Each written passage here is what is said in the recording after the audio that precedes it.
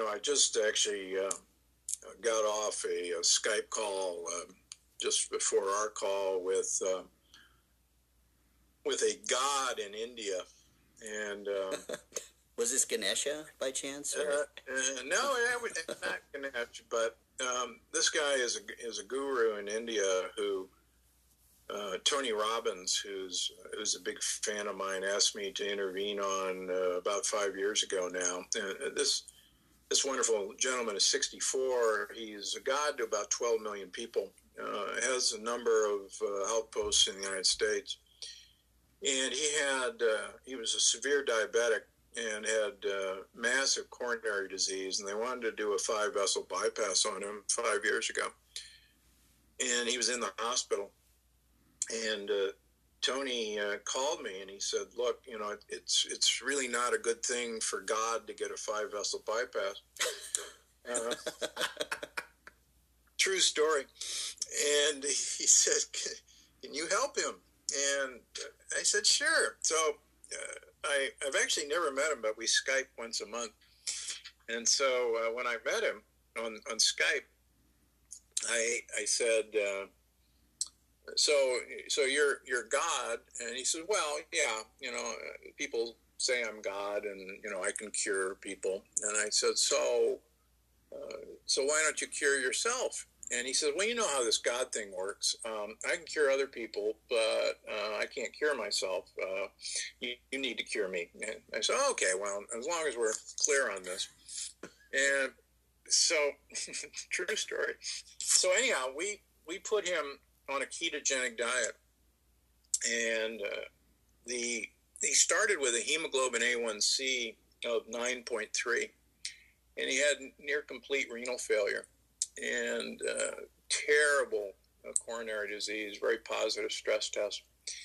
And it's been a process, I must say, because this guy has feast days, and when people come and worship him and bring him godly food. Well, the godly food is an Ayurvedic diet, which is, just a giant starch-based diet with pulses and grains. And so we really make some significant progress. And then his lab, and we check his Singulex labs, interestingly, every 3 months, and his labs would fall apart during these feast days, which were actually quite frequent. And so after a few years of doing this, I think about a year ago, I said, "Look, it's like this yo-yo, and, you've got to stop doing these feast days." And he says, "Well, yeah, but you understand that's, our culture, and God has to do this." And I said, "Well, now, wait a minute. You're God, right?" And I said, "God can make the rules, can't he?" And he says, "Well, yeah." I said, "So why don't you make the rules that all your followers have to eat a ketogenic diet, all your monks have to eat a ketogenic diet, and all the gifts for your God have to, be coconut oil." And so, long story short, he did. And we were actually talking about this. His hemoglobin A1C used to be 9.3. His hemoglobin A1C last month was 5.7. Last week it was 5.4. His fasting blood sugar is, I'm reading it off, 70.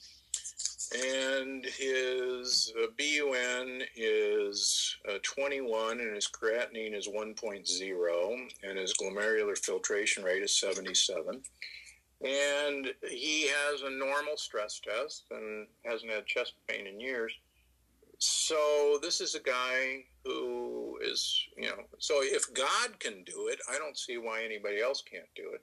Right. I'm going to assume he was vegetarian as well, I assume. Yeah, he was vegetarian. And so we took away all this healthy food that was killing him. And he's got all his followers on it. And the interesting thing is, if you see him on Skype, he's got this, incredibly, the glow of good health that is very typical of people who eat this way. And when people come and visit him, they say, my gosh, you have this glow of inner health. And he certainly did not have that glow of inner health before. So it's a really wonderful story when you can take people who were on the dialysis list. I've had people with BUNs of 150 and creatinines of 6, and now their BUNs are 40 and their creatinines are 1.5, and they haven't been on dialysis, and this is 3 or 4 years later. And